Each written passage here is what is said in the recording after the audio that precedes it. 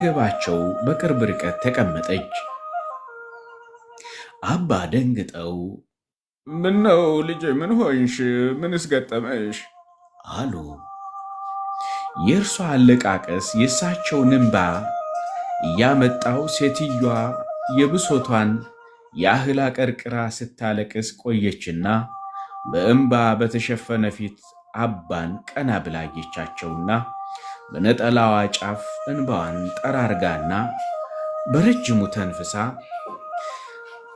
አባቴ ወደዚህ የመጣሁት የእርሶ የአባቴ ምክር ፈልጌ ነው። አባቴ በጣም የከበደ ችግር ገጥሞኛል። በጣም ልቤ በሐዘን ተሰብሯል። ስለዚህ አባቴ እባክዎ ስለ ፈጣሪው ብሎ ይርዱኝ። ከዚህ ከመከራ ባህር በተሰጦ በጸጋው ያድኑኝ አለች እንባዋን እያንጠባጠበች። አባ አማተቡና ምነው ልጄ ምን ደረሰብሽ? እግዚአብሔር ለችግርሽ መፍትሄውን ይስጥሽ አሉ። አሜን አባቴ አሜን አለችና ይኸውሉ አባቴ እኔ ባለትዳር ነኝ። አንድ ልጅ አለኝ። ባለቤቴና እኔ የተገናኘ ነው በሰንበት ትምህርት ቤት ነበር። ሁለታችንም የአንድ ደብር የሰንበት ተማሪዎች እንሁን እንጂ ይህን ያህል ጠለቅ ያለ እውቀት የለንም። ገና ጀማሪዎች ነበርን። እኔና እሱ እንደተፈቃቀድን በፍቅር ክንፍ አለን። በወቅቱ እሱ ጥሩ ስራ ያለው በመሆኑና እኔም ተማሪ ብሆን በትርፍ ጊዜ ዳንቴል እየሰራው ወላጆችን በሞት ስላጣውና የሚረዳኝ የረባ ዘመድ ስለሌለኝ ራሴን ረዳ ነበር። ከዚያ ቶሎ መጋባት እንዳለብን ወሰንና በተዋወቅን በ4 ወር በቤተ ክርስቲያን በተክሊል ተጋባን። እሱ ለካ በተክሊል ካልተጋባን ብሎ በግድሽ ያሰኘኝ የኋላ ጸባዩን ያውቃልና አንዴ በስጋና ደሙ ካሰርኳት የት ትሄዳለች እንደፈለግኩ እጫወትባታለሁ ብሎ ኖሯል። ልክ ተጋብተን ዓመት ሳይሞላን ጸባዩ ተቀየረ። ይጠጣል፣ ያመሻል፣ ሲፈልገው ያድራል። ቤት ሲገባም እንደ አህያ በገባ በወጣ ቁጥር ይመታኛል። ብቻ አባቴ የማይፈጸምብኝ በደል የለም። ጥዬው ልጄን ይዤ አልጠፋ በስጋው ደሙ አስሮኛል። ምን ልሁን? ግራ ገባኝ አባቴ። እንደው ጥዬው ጥፍት ብል ፈጣሪ ይቀየመኝ መዓት ያመጣብኝ ይሆን አለች እንባዋን እያንጠባጠበች። አባ በጽሞና ሲያደምጧት ቆዩና አየሽ የኔ ልጅ በመጀመሪያ ሳይጠናኑ ጸባይ ለጸባይ ሳይተዋወቁ ነገሮች እርጋታና ቀስ ብለው ሳያጤኑ በጊዜው ፍቅር እፍ ብሎ መጋባት ይህን ያመጣል። ሁለተኛ ስለ ትዳር ምንነት፣ ጋብቻ ምንድን ነው? በጋብቻ ውስጥ ምን አለ? የጋብቻ ግዴታ ውዴታስ ምንድን ነው? እስከ መጨረሻው ዘልቀዋለሁ ወይ ብሎ ከራስ ጋር ተማክሮ ለአዋቂ አማክሮ፣ በተለይ በጋብቻ ብዙ ዓመት የቆዩ የዕድሜ ባለጸጋዎች ምክርን ተሞክሮ አይቶ ሰምቶ ነው የሚገባበት። እናንተ እና መሰሎቻችሁ እንደው ባወኩሽ አወኩህ ለሞት ጣር የደረሳችሁ ይመስል ተጣድፋችሁ ትገቡበትና ተጣድፋችሁ ለመውጣት አጥር ትቧጥጣላችሁ። ልጄ በመሰረቱ ሁለት አይነት ጋብቻ የለም። ጋብቻ ነው በቃ። ሁለቱም የተጋቡ ሁለት አንድ አካል አንድ አምሳል ሆነዋል። ምንም ነገር አይለያቸውም። በቃ አንድ ስጋ ናቸው። ከሞት በቀር በምንም ምክንያት መለያየት አይቻልም። ጌታ ፈሪሳውያን ሰው በሆነ ምክንያት ሚስቱን ሊፈታ ተፈቅዶልታልን አሉት። ጌታም ሲመልስ ምን አለ? ፈጣሪ በመጀመሪያ ወንድና ሴት አደረጋቸው። ስለዚህ ሰው እናትና አባቱን ይተዋል፣ ከሚስቱ ጋር ይተባበራል፣ ሁለቱም አንድ ስጋ ይሆናሉ። ስለዚህ ወደፊት አንድ ናቸው እንጂ ሁለት አይደሉም። እግዚአብሔር ያጣመረውን እንግዲህ ሰው አይለየው አላቸው። አየሽ ልጄ፣ ባልና ሚስት ሊለያዩ የሚችሉት በአንድ ነገር ብቻ ነው፣ በዝሙት ብቻ። እሷ ወይ እሱ ከሌላ ሴት ወንድ ጋር ሲዘሙቱ እጅ ከፍንጅ ከተያዙ ያ ለመለያየት በቂ ምክንያት ነው። ያውም ሁለተኛ ላይመለሱበት ቃል ከገቡ በይቅርታ ይቀራል። ከዚህ በተረፈ አረረ፣ መረረ፣ ከሳ፣ ጠቆረ፣ አገኘ፣ አጣ፣ ወፈረ፣ ቀጠነ የመሳሰለ ሁሉ ባልና ሚስትን አይለያይም። ይህ ሁሉ በመተራረምና በመወያየት በመቻቻል ይወገዳሉና ነው። አየሽ ልጄ፣ ሰው ፍጹም አይደለም፣ ሁሉም ጉድለት አለበት። ግን የአንዱን ጉድለትና ጎደሎ ሞልቶ ተቻችሎ ለመኖር ሰው ተጋብቶ አብሮ የሚኖረው ለዚያ ነው። አሁን አንቺ የእሱን ጉድለት በምሬት እንደነገርሽኝ እሱ ደግሞ የአንቺን ጉድለት እንደዚሁ ያወራዋል። ስለዚህ እሱም ጋር አንቺም ጋር ያለውን ጉድለትና ቅሬታ በመመካከርና በውይይት ፍቱት። ሊፈታ ያልቻለውን ወደ ፈጣሪ የለመናችሁና ተቻችላችሁ እስከ መቃብር መኖር እንጂ ልፍታ ማለት የፈጣሪን ትእዛዝ መተላለፍና በሱም ላይም ማመፅ ነው። እንዴት አባቴ? ሰው ሁሉ ይኸው እየፈታ ሁሉም ሶስት እያገባ አይደል እንዴ? የኔ ጓደኛ አሁን ያለችው ከሶስተኛ ባሏ ጋር ነው። እኔም እንደሷ ፈትቼ ሌላ እንዳገባ ያሰረኝ ቤተ ክርስቲያን በቁርባን ስላገባው ብቻ ነው አለች በቁጭት። አባ ሁኔታዋን አይተው ፈገግ አሉ።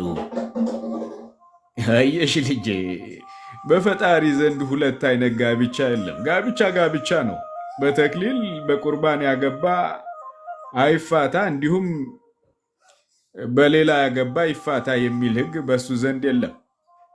ተክሊል፣ ቁርባን ፈጣሪ ትዳራችንን ኑሯችንን እንዲባርክልን ዶኪማስ ቤት ተገኝቶ ሰርጋቸውና የወደፊት ኑሯቸውን እንደባረከላቸው እኛንም ኑሮ እስከ መጨረሻው ከኛ ሳይለይ እንዲባርክልን እንዲቀድስልን ያዝነው የጨበጥነው ለእኛ ያልነው ለእኛ ያሰብነው ሁሉ የተባረከ የተቀደሰ እንዲሆንልን የምናፈራቸው ልጆች እግዚአብሔርን ፈሪ፣ ሰውን አክባሪ፣ ሃይማኖታቸውን አጥባቂ፣ መውጣት መግባታቸው የተቀደሰና የተባረከ፣ እናት አባታቸውን ጧሪ ቀባሪ፣ ለሀገርና ለወገን ተቆርቋሪ፣ ድሃ ተበደለ ፍርድ ጎደለ ብለው የፈጣሪን መንገድ ተከትለው የሚጓዙ በጠቅላላው ኑሯቸው ሁሉ የተባረከ የተቀደሰ እንዲሆንልን እንጂ አንዱ አንዱን ጥሎ እንዳሄድ እየተበደለና እየተጨቆነ ፈጣሪውና ኑሮን እያማረረ የሚኖርበት ወይም እንዲኖር የሚያስገድድ ማሰሪያ ገመድ ወይም እስር ቤት አይደለም። አየሽ ልጄ፣ በስጋው ደሙ በቤተ ክርስቲያን ሕግና ስርዓት የምንጋባው አንዳችን አንዳችንን እንዳናጣ እንደ ጠላት እየተያየን እንደ ኮሶ እየመረረን አብረን ልንኖር አይደለም። ይህ ጭራሽ ከጌታ ዘንድ የሚያስቀጣ ፍጹም ኃጢአት ነው። ጌታችን ፍጹም የነፃነት አምላክ የፍቅር ጌታ ነው። ቅዱስ ስጋውን ክቡር ደሙን የሰጠን ከኃጢአት ባርነት ነፃ እንድንወጣበትና ኑሯችን የተቀደሰ እንዲሆን እንጂ ሴቷ ወንዱን ወንዱ ሴቷን የሚያስርበት የመከራ ገመድ አይደለም፣ ሊሆንም አይችልም። ይህን ማሰብ ራሱ በጌታ ፊት ወንጀልና ኃጢአት ነው። በመሰረቱ በክርስቶስ ክርስቲያን የሆነና የአንዲት ተዋሕዶ ልጅ የሆነ ሁሉ ጋብቻውን መፈጸም ያለበት በተቀደሰ ጋብቻ በቅዱስ ስጋውና ደሙ ታትሞ ነው። ይህ የሃይማኖቷ ሕግና የአማኟም ግዴታው ነው። ልጄ ዛሬ ግን ሲያረጉ አየን፣ ወይም ከማናንሼ ወይም በጊዜያዊ ስሜት ተነሳስቶ የንስሐ አባታቸው የመከሯቸውን ያስተማሯቸውን ተቀበለን እሺ በጎ ብለው መንፈሳዊነትን ሳይኖራቸው መንፈሳዊ መስሎ በቅዱስ ጋብቻ ይጋቡና ዓመት ሳይሞላቸው አፋቱኑ ይላሉ። ይሽ ብዙዎችም በዛች በጋብቻቸው ዕለት በእግዚአብሔር ፊትና በካህናቱ በምዕመናኑ ፊት የገቡትን ቃል ኪዳን ንቀውና አቃለው ተፋተው ሌላ ያገቡ ቤት ይቁጠረው። አየሽ ልጄ፣ ከኃጢአት የከፋ ኃጢአት ነው ፈጣሪንና ሰውን አይንተ እግዚአብሔር የሆኑ ካህናትን መናቅ። እንግዲህ ዘመናችን ይህን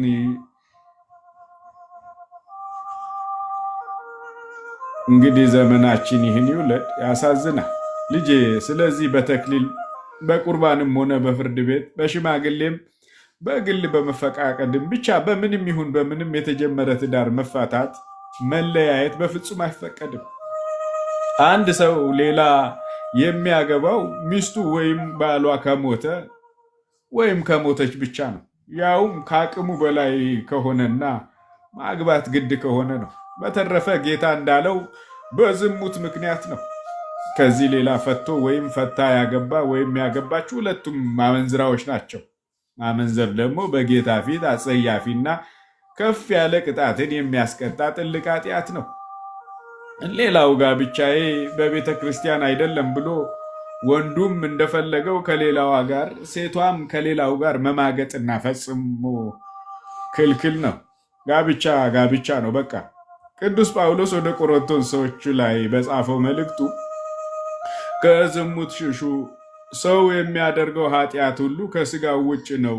ዝሙትን የሚሰራ ግን በገዛ ስጋው ላይ ኃጢአትን ይሰራል። ወይስ ስጋችሁ ከእግዚአብሔር የተቀበላችሁት በእናንተ የሚኖረው የመንፈስ ቅዱስ ቤተ መቅደስ እንደሆነ አታውቁምን? በዋጋ ተገዝታችኋልና ለራሳችሁ አይደለም። ስለዚህ በስራችሁ እግዚአብሔርን አክብሩ። እንዲሁም በዚህ መልእክቱ ዝቅ ብሎ ምን ይላል መሰለሽ?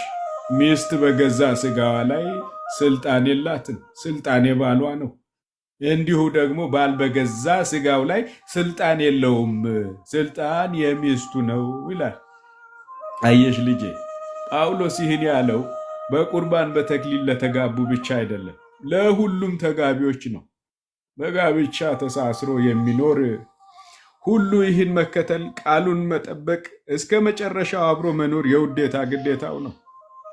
ስለዚህ ልጄ በቁርባን አስሮኝ የሚለውን አጉል አስተሳሰብሽ ከውስጥሽ አውጭና ጋብቻ ጋብቻ ነውና መፍታት የሚለውን ሰይጣን ምክር ተይና ባልሽን ከነጉድለቱ ተቀብለሽ ክፉ ጸባዩን እንዲያርምና ወደ ቤቱና ወደ ፈጣሪው እንዲመለስ እርጂው። አንቺም እሱ የሚጠላብሽን ቤቱን ትቶ ደጅ ደጅ ሊያ የቻለበትን የጠላብሽን ነገር ተይና በፍቅር ወደ አንቺ ሳቢው። ሴት ልጅ ብልሃተኛ ነችና በብልሃት ባልሽን ወደ አንቺ አቅርቢው። ትዕግስተኛና ፈሊጠኛ ሁኚ። የራስሽን ቤትና ኑሮ እንጂ የጓደኞችሽን አትመልከቺ። ባለሽ ተደሰቺ። በሞላው በጎደለው ነገር ፈጣሪሽን አመስግኝ። የኔንንም የባሌንም ጉድለት ሙላ፣ ክፉ ጸባይን ከኛ አርቅ በይው። ያኔ ፈጣሪ በአንቺ ደስ ብሎት ባልሽንም ልጆችሽንም ኑሮሽንም ይባርካል። ሰው ማለት ሁልጊዜ ባለው ፈጣሪ በሰጠው ነገር ተደስቶ አመስግነው የሚኖር ማለት ነው። ይህ ነው ኑሮአችን እንዳይከብድብን ወደ ሌላ እንዳናይ የሚያደርገን አሉና ትንሽ ዝም ብለው ቆዩ። ልጄ ለመሆኑ የተጋባ ነው በቁርባን ነው ብለሻል። ከጋብቻችሁ በኋላ ሁልጊዜ ወደ እግዚአብሔር ቤት ትሄዱ፣ ትቆርቡ፣ ሰንበትም ታከብሩ፣ ምጽዋትም ትመጸውቱ፣ በጠቅላላ ወደ ቤተ ክርስቲያን ያዘዘቻችሁን ታደርጉ ነበር አሉ ወደ ቤተ ክርስቲያን እየተመለከቱ። አይ አባቴ፣ የሰርጋችን ዕለት ቆረብን፣ ከዛ ደግሞ በ40ው ቀን ቆረብን።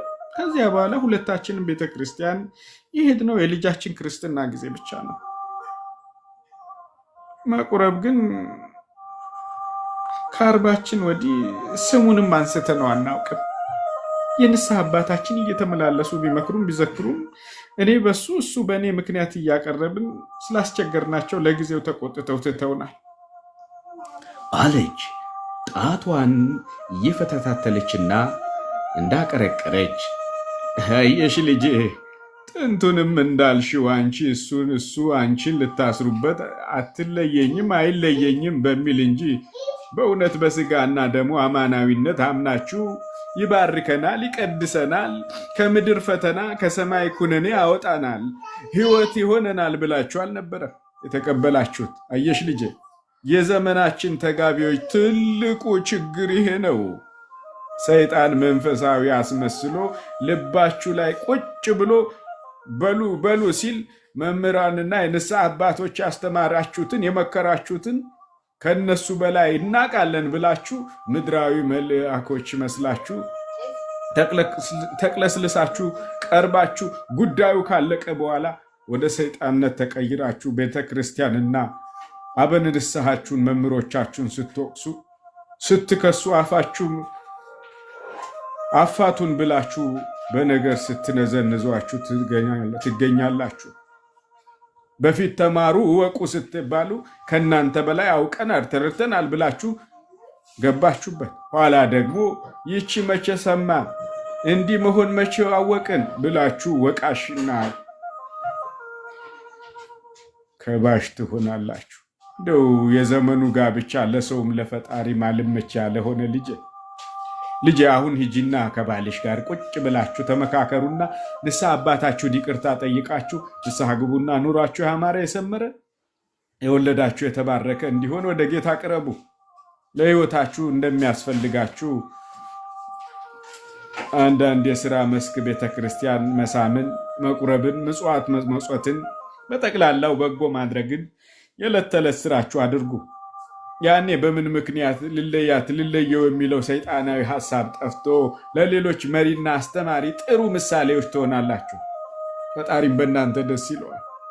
በምድርም በሰማይም እጆቹን ዘርግቶ ልጆቼ ወዳጆቼ ብሎ ይቀበላችኋል። ልጄ በቃ ሂጂ፣ ይህን በተግባር ፈጽሚ፣ እኔም በጸሎት እረዳሻለሁ አሉ ወደ እርሷ እየተመለከቱ። እሺ አባቴ ሞክራለሁ፣ ግን ይመለሳል ብዬ አላምንም አለች በጥርጣሬ እያየቻቸው። አየሽ ልጄ፣ ከክፉ ስራው የማይመለስ ሰይጣን ብቻ ነው። የሰው ልጅ ግን ባህሪው ተለዋዋጭ ስለሆነ ክፉ ደጉን ክፉ ይሆናል። ስለዚህ ፈጣሪን አጋዥ አድርገሽ ባልሽን በፈሊጥ መልሽው፣ ይመለሳል። ጌታም ከልብሽ መሻትሽን አይቶ ይረዳሻል። ልጄ ትምህርት ቢሆንሽ አንድ እውነተኛ ታሪክ ልንገርሽ። አንዲት በመንፈሳዊ ሕይወቷ የበረታችና በተቻላት ሁሉ ፈጣሪዋን ትእዛዝ በመፈጸም ከቤቱ የማትለይ ምዕመን ነበረች። አንድ በመንፈስ ያልበረታ ግን ጠዋት ማታ በልማድ ወደ ቤቱ የሚመላለስ ኑሮ የተሳካለትና መልከ መልካም ሰው ሁሌ ወደ ቤተ ክርስቲያን ሲሄድ ይቺን ልጅ አያት። ኑሮ እንደምንም ብሎ ቀረባትና ፍቅር ጀመሩ። ከትንሽ ጊዜ በኋላ ተጋቡ። ጋብቻቸው ግን በቤተ ክርስቲያን ስርዓት አልነበረም። ለምን? እሱ ፈቃደኛ ስላልሆነ። ሆኖም ጋብቻቸው ለጥቂት ጊዜ በጥሩ ሁኔታ ሲጓዝ 2 ሴትና 1 ወንድ ልጅ ወለዱ። በዚህ መካከል የእሷ የመጀመሪያ ሚዜ የነበረች ሴት ባሏን ማማለልና ማማገጥ ጀመረች። እሱም በመልካም በቁመናዋ ከሚስቱ የተሻለች በመሆኗ ወደ እርሷ አደላ። ነገሮቹ ሁሉ ተለዋወጡ። ባል ማምሸት፣ መስከር፣ ገንዘብ ማባከን፣ ንቀትና ዱላ መጣ። ሚስት ቀድሞ መንፈሳዊ ተግባሯን አልለወጠችም ነበርና ሁሉንም ለፈጣሪዋ እየነገረች በትዕግስት ታልፈው ጀመር። ባል ዝምታዋና ለመናደዷን ይበልጥ አበሳጭቶች ስራው ከፍ ያለና ብዙ ብር ያለው በመሆኑ ያችኛዋን ለማግባት መሬት ገዝቶ ከዚህችኛዋ የተሻለ ያማረ ቤት መስራት ጀመረ። መቼም እንኳን በአንድ ከተማ ቀርቶ በሌላው ከተማ የሚሰራ ነገር መታወቁ አይቀርምና አወቀች። በተጨባጭም ደረሰችበት። ግን ምንም እንደማታውቀው ኑሮዋን ቀጠለች። በዚህ አጋጣሚ የሰውን ትዳር ለማፍረስ የሚጥሩ ወዳጅ ዘመድ፣ ጎረቤትና ጓደኛ ተቆርቋሪ መስለውና በእውነትም የተቆረቆሩ ፍቺው ክሰሹ እያሉ ጠዋት ማታ ቢነዘንዟትም እሷ ግን ሁሉን ለፈጣሪ ሰጥታ ምንም እንዳልተፈጠረ ኑሯን ቀጠለች።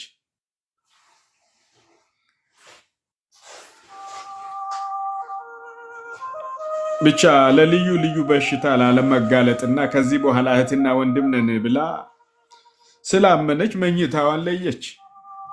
መቼም ካፈርኩ አይመልሰኝ ሆነና ለምን መኝታ ለየች ብሎ በሽማግሌና በንስሐ አባት ቢጠይቅም አንድ አይ ሳትናገር በቃ ወንድምና እህት ይበቃናል አለች። ሽማግሌዎቹም ሁሉን ስለሚያውቁ ጽናቷን እያደነቁ በቃ ተዋት፣ እህትና ወንድም ሆናችሁ ኑሩ ብለው ፈረዱ።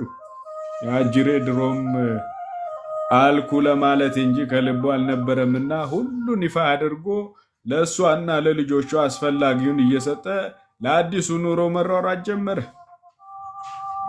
የጀመረው ቤት በጥሩ ሁኔታ ተጠናቆ አስፈላጊው ቁሳቁስ ተሟላለት። ከዚያ የሰርጉ ቀን ተቆርጦ ሽር ጉድ ሆነ።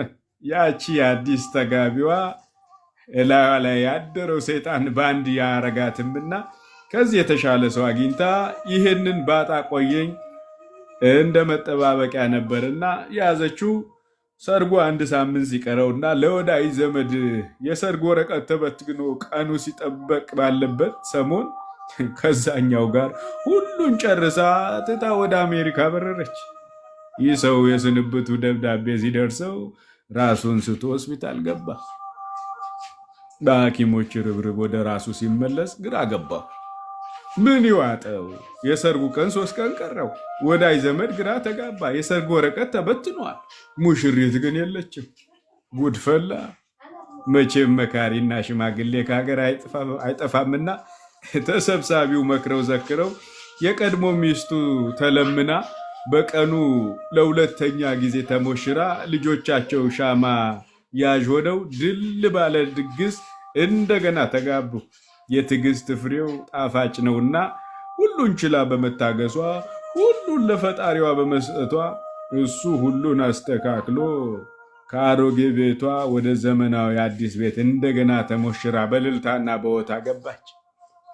አየሽ ልጄ፣ በሆነውም ባልሆነው እየተቆጡ ነገር ከማባባስ የወጣውን እግር እዛው ቅር ከማለት በእልክና በቅናት ቤትን ከማፍረስ የሆነውን እንዳልሆነ ቆጥሮ ታግሰው ሁሉን አይተው እንዳላየና አልፎ ወደ እሱ በጸሎትና በጾም እየተመለከቱ የበደለውን እንደ ጠላት ሳይሆን በፍቅር እየተቀበሉ ነገሮቹን ማለፍ ከዚህ ክብር ያደርሳልና አንቺም ይህን ታሪክ እያስታወሽ የተቻለሽን ሁሉ ከፈጣሪ ጋር አድርጊ።